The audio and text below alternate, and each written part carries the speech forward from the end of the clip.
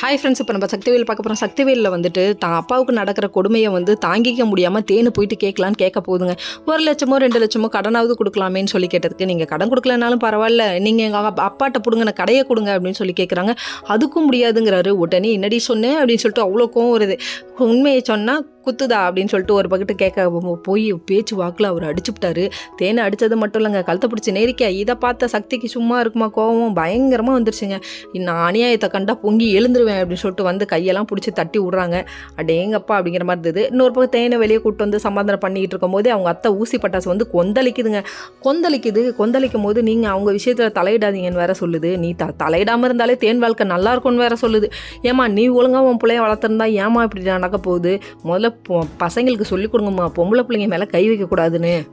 இவ்வளோ தூரம் சக்தி சொல்கிறாங்க. இந்த அளவுக்கு அவங்க மோசமாக வளர்ந்து போனதுக்கு காரணமே நீங்கள் தான். தடவை தப்பு பண்ணும்போதே நீங்கள் கண்டிச்சிருக்கணும், ஏன் கண்டிக்கல அப்படின்னு கேட்குறாங்க.